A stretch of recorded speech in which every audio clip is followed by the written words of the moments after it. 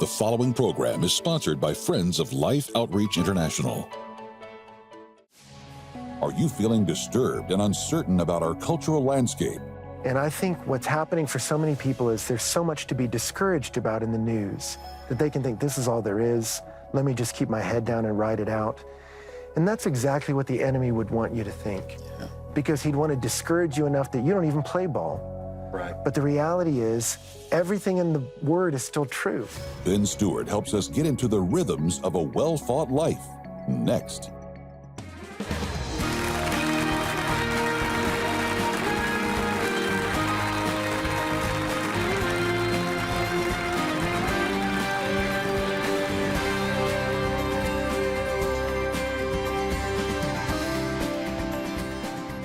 Hi, welcome to Life Today. I'm Sheila Walsh here with Randy Robeson.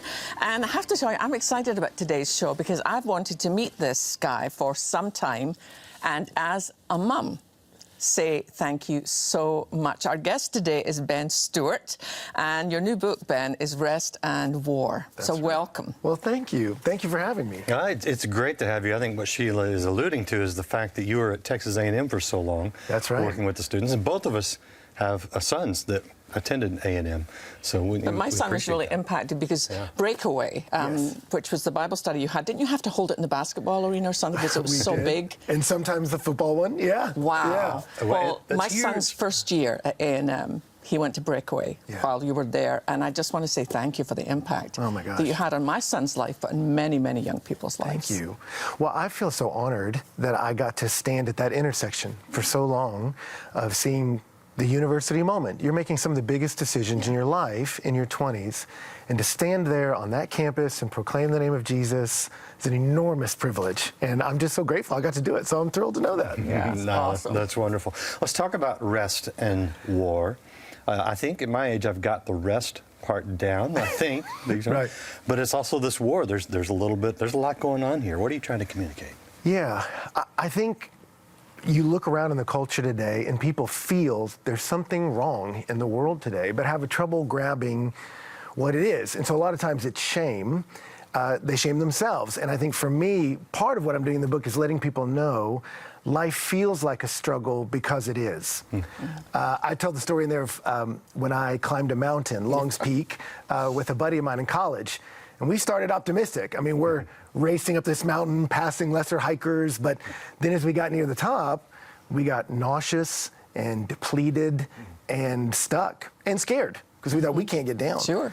And I remember we prayed, oh God, we are so stupid. That's how our prayer started. It's a great prayer. And then asked for help, and this mountain guy shows up out of nowhere and gives us gloves, because we were up there in, T-shirts. We were not equipped for this moment.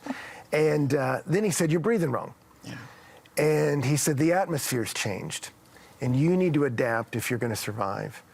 And standing at this intersection of so many of the changes culturally over the last 15 years, there's been shifts in the atmosphere that have affected our vibrancy, all of us. And I think it helps people to acknowledge that. It feels like a war because it is. It feels like a struggle because it is. So can we learn some rhythms to help us struggle well and to move forward in a challenging day? So that's why I wrote it. I underlined your breathing wrong because there was something so powerful about that, about shifting. But before you move really into the whole war section, you talk about if we're going to fight well for our faith, we need to remember who fought for us. Yes. You talk about Jesus in a very powerful way. Thanks, yeah. Well, I think it's important for all of us. I mean, you look even at children. I mean, by every standard statistically, kids from loving two-parents homes outperform other kids. And that doesn't mean you're doomed if you didn't have that. Like, I grew up in a divorced home.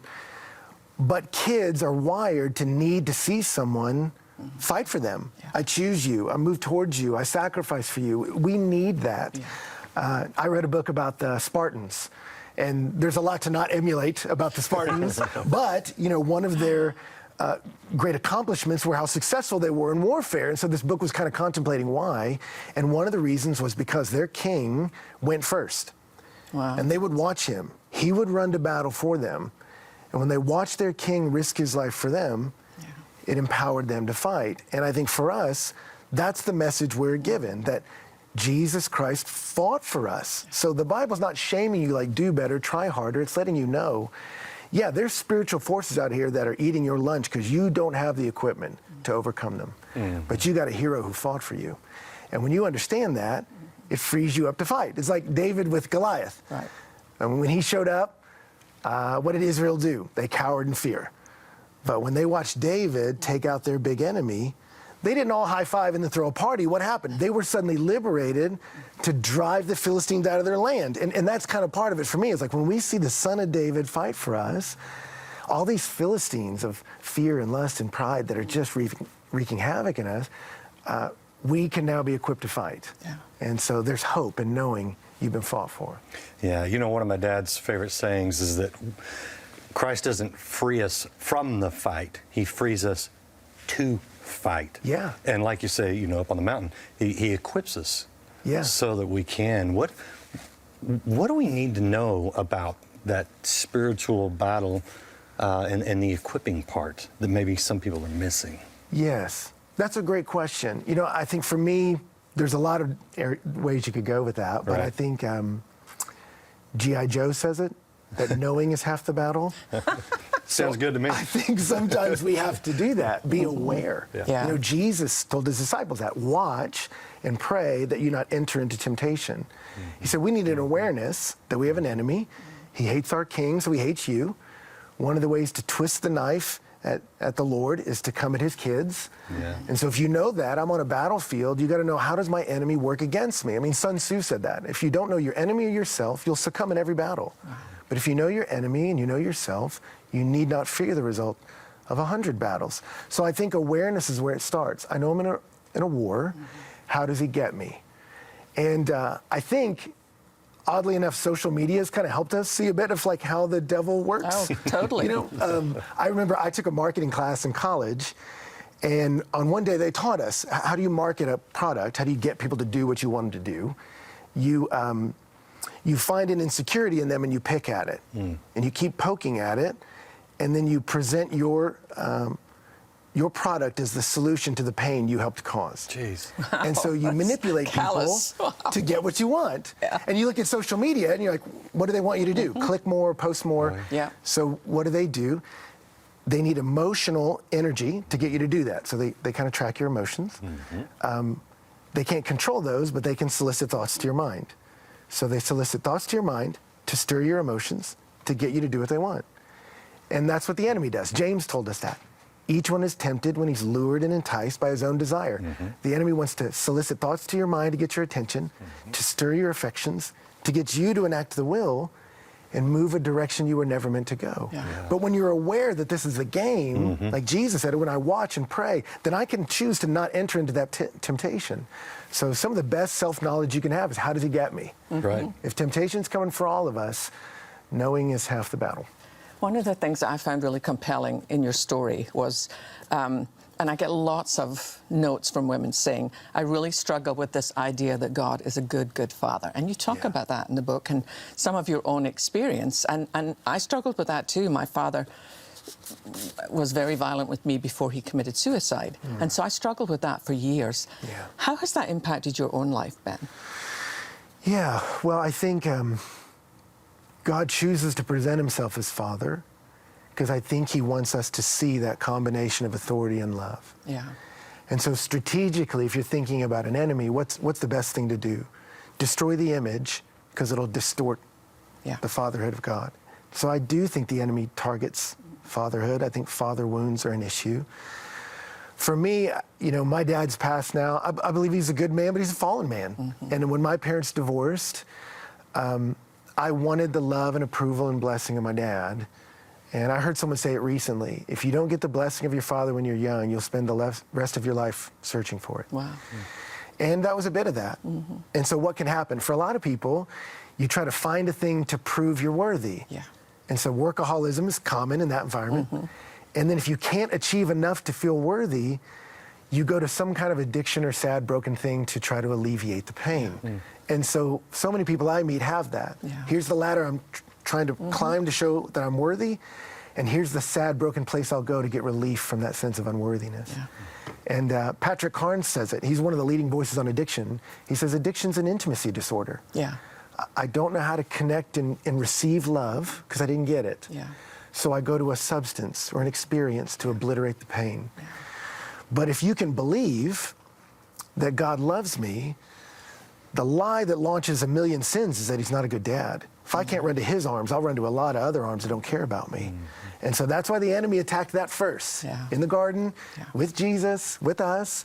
And that's why James, when he talks about temptation, he says, don't be deceived. And then he doesn't say, don't be deceived like, this addiction's bad for you. He says, don't be deceived. Every good and perfect gift comes from above, from your Father. He says, the deception that launches temptation and destruction is that God doesn't care about you. Wow. So if we can get that right, a lot of sin loses its power. Yeah, how did you get that right? Because that's you can say that, and some people will hear that right now, and they'll think, I wish I believed that. Yeah. How did you get to that point where it's deep down? Yeah, boy, that's a great question too. I think someone said it to me once, where your earthly family fails, your spiritual family can step in and take its place. And I think for me, intersecting with the believing community and seeing people who loved me when I did well and loved me when I failed helped me believe God was like that. I mean, I knew it intellectually. Right. Does God love you? Right. Yes. I got it right on a quiz. Right. But deep in my heart, I thought, but I'd got better perform, or he's disappointed. And so meeting some people that could be like Jesus with skin on, that loved me even when I failed, that helped. You know, Randy, you said at the beginning that at this stage you think you've got the rest part right. I have to be honest and say that's a part I actually struggle with even more than the war part. And you talk about this this moment when you go after these kids who've taken your wife's cell phone and actually injure yourself, but how God used that. I don't know how much the story you want to tell, but I found that very powerful. Yeah, well, it's sad. Ministers break. I mean, people break. Yeah. But you watch people in ministry, they'll break morally, they'll break emotionally, and I broke physically. I'd carry all this stress in my body, and it was impacting my back, and then, I chased these kids down. Not a great idea now, in retrospect. Just let them have the phone. But I grabbed the car, and they drove down the road with me half in the car, half out. Lord. Not ideal. And afterwards found out I had blown out a disc sticking out and risked losing the use of my leg. And the doctor told me, I can't fix you. So he said, you have to lay on the floor and hope your body heals itself. Wow. That was his advice.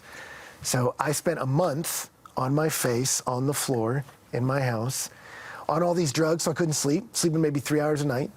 So I filled it with movies, watched hundreds of movies. They just put a little laptop on my face. And it got down to Teen Wolf 2, starring Justin Bateman. Place. I mean, it was a dark place. Before I realized I got to stop with the distracting myself. And laying there in the dark, I felt like the Lord was like, are you ready to deal with me? And I was trying to outpace some sad emotions. I was trying to out-distract them, which a lot of us do. But in the quiet, on the floor for a month, I tell people the Lord made me lie down in green pastures so he could restore my soul. And I never thought of Psalm 23 as like a violent text. He makes me lay down. And I'm sad he had to with me. But that injury became a bruising blessing because it made me stop and realize there's some things I thought were important that really aren't. And there's some things that are precious I was blowing right by. And hopefully people can learn from my pain and not their own. Well, maybe I said that too quickly, but how do we know if we are getting real rest? Yeah, that's a great question. I think nowadays, in some ways it's gotten easier because this pandemic season has been an amplifier. So if you dealt with anxiety, it's been amplified. If you dealt with sadness, it's been amplified. And I know for me, that's been the case where I can feel a little stressed, and now it's really stressed. And so I've tried to, and sort of why I wrote this book too, I call it a field guide to the spiritual life. It's like you have to get better at the basics. Back to the mountainside, I remember this mountain guy told us, as he led us to the top, he said, everything we're about to do, you do on the ground on a daily basis. He said, the only question we'll answer is, can you excel at the revealed things while the environment gets more extreme? Wow. And as we would breathe with him and step with him, I'm like, these are basics. Breathe, step at a time. But can I excel at the basics while the environment gets extreme? These last 2 years, particularly in DC, that's been it for me. If I'm out of step with the basics, I'm going to cast my cares upon the Lord. I'm going to breathe in his word. I'm going to prioritize his community. If I'm out of sync with that, stress level shoots up, anxiety shoots up. So it's gotten easier to tell because life's gotten more dramatic. It's maybe a sad but true answer. Right. I think that's one of the reasons that I feel that community is so important, because I think during the pandemic, people kind of got used to thinking, you know, I can go to church in my pajamas with a cup of coffee and it's just great. And it's not the same at all. I mean, I find it very easy to withdraw from people because I'm kind of comfortable with that. But I realize how much in my own self I need community, and I need to be with people worshiping, and I need to hear the word of God, and it's vital. Well, and you know, in DC, so many people are single and live alone, and you see that community in particular has not done well as the pandemic persisted. And it's haunting, those words, it's not good for man to be alone. It's really true. But then I would say, even with people with families, they're like, but we're fine. You're like, but John said it, I have no greater joy than seeing my children walk in the truth. And I think a lot of people don't even realize the joy they're missing of stepping into a community where they have something to offer. They can invest in a younger community. We have people at our church that leave all the time because our average age is in its 20s. And so people in their 50s or above be like, there's a kids' church. And I'm like, it's not. These kids need you. And they want you. And the couples that stay get surrounded by people who want to be parented. And I've watched couples that decide, hey, maybe I can be an influence on the young generation. Rather than shaking my head or being terrified of what they're going to do, invest in them. They have found a joy they didn't know existed. And so we need us. That is powerful. When we boil this down, the idea of rest and war from a spiritual standpoint, why is it important that we get this as followers of Christ so that we can engage? Why is that critical? Because I think a lot of people sometimes just want to check out. But you're suggesting that we get in the fight. Yes. I think, was it Helen Keller said it, that the world is full of sadness or hardship, but it's also full of overcoming it. And I think what's happening for so many people is there's so much to be discouraged about in the news that they can think, this is all there is. Let me just keep my head down and ride it out. And that's exactly what the enemy would want you to think. Because he'd want to discourage you enough that you don't even play ball. But the reality is, everything in the Word is still true. Jesus Christ rose from the grave. His Spirit is alive in us. People desperately need it. People are longing for a story of meaning bigger than themselves, and we have it. And I know for me, it's been so encouraging to be in the middle of Washington, D.C., and see a thriving church, people coming to faith, people hungry for Jesus, people who want a connection with the eternal in the midst of the mundane.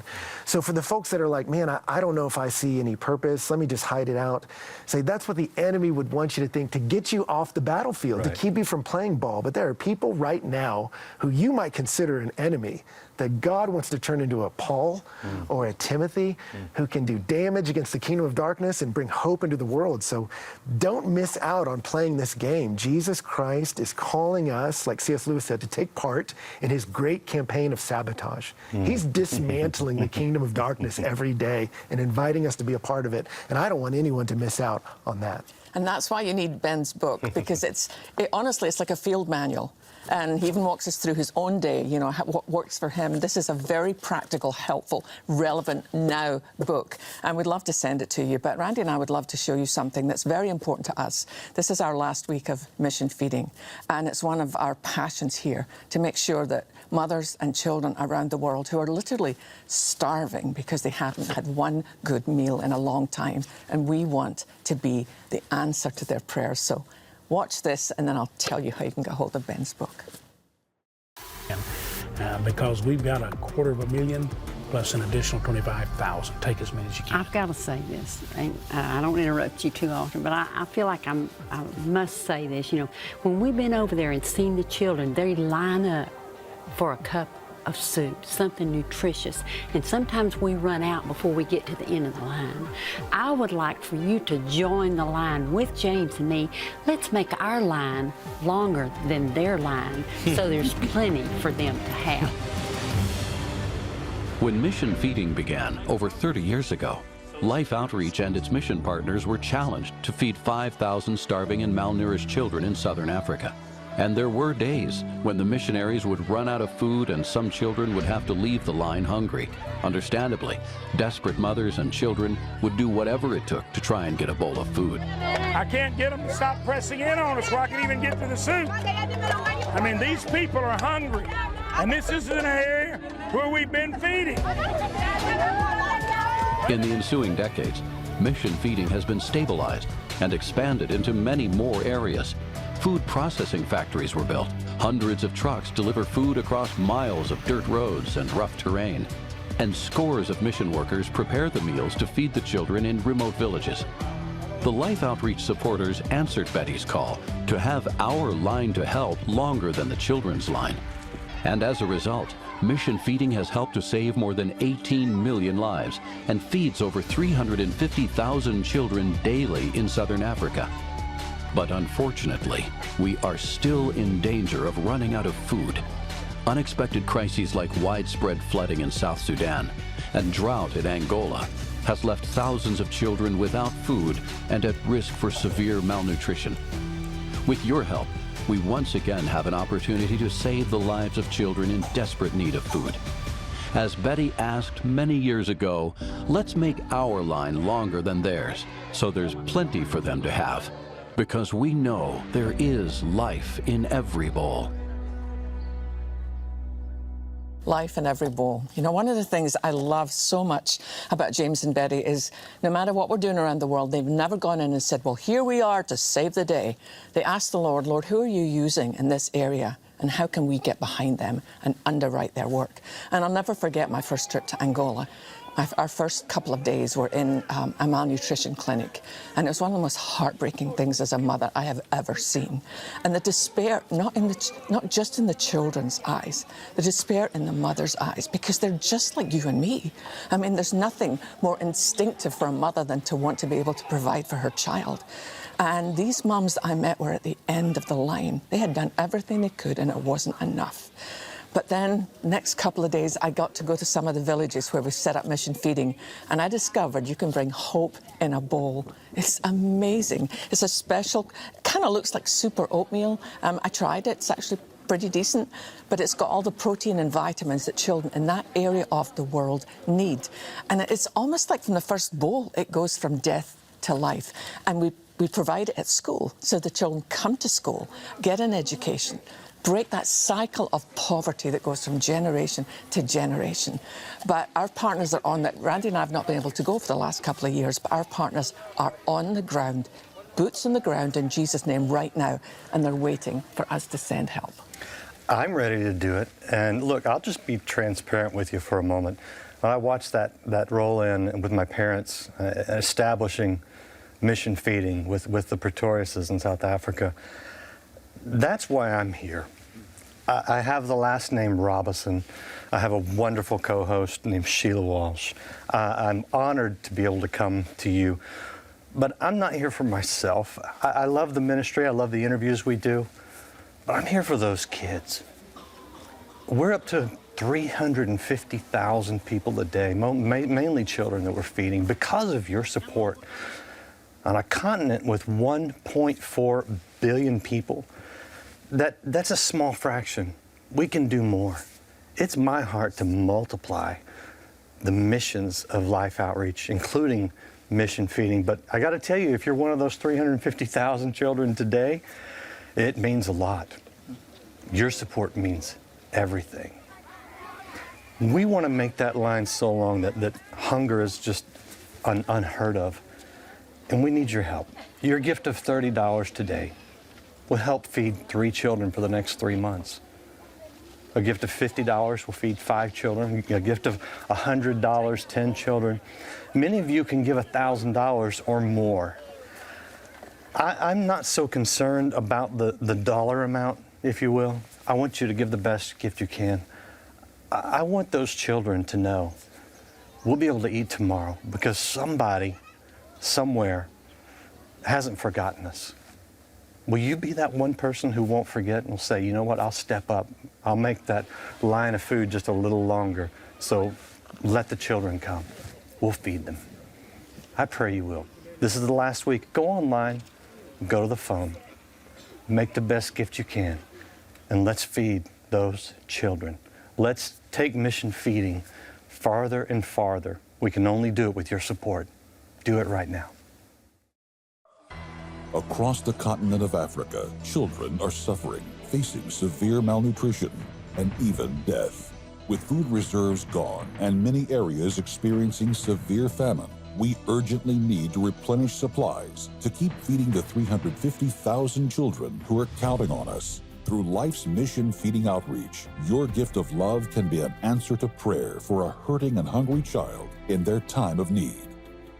Call now with your life-saving gift of $30, $50, or $100 to help feed and care for 3, 5, or 10 children for 3 full months.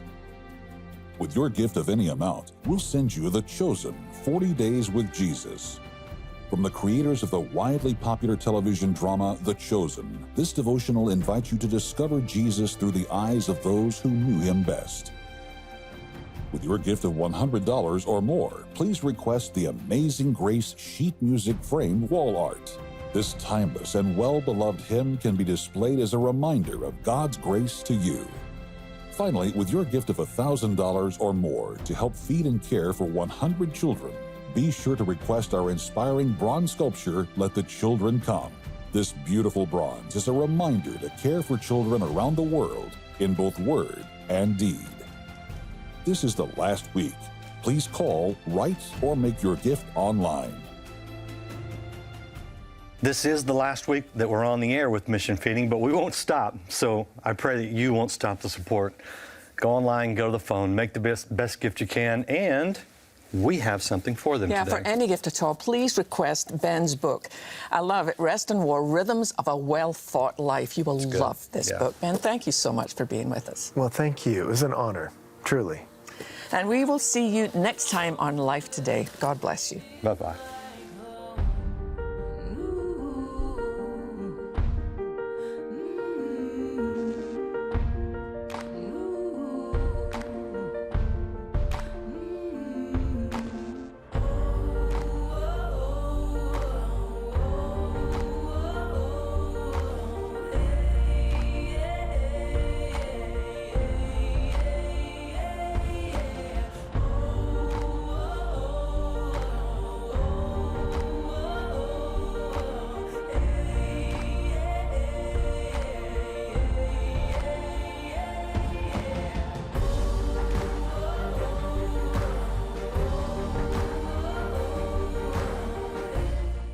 Through personal experiences and fascinating conversations with believers and non-believers, Kathy Lee Gifford describes the Jesus I know. Tomorrow. Life Today is made possible by the supporters of Life Outreach International. Your gift will be used exclusively for the exempt purposes of life. The ministry features specific outreaches as examples of the programs it supports and conducts. Gifts are considered to be without restriction as to use unless explicitly stipulated by the donor. The ministry is a member of the ECFA.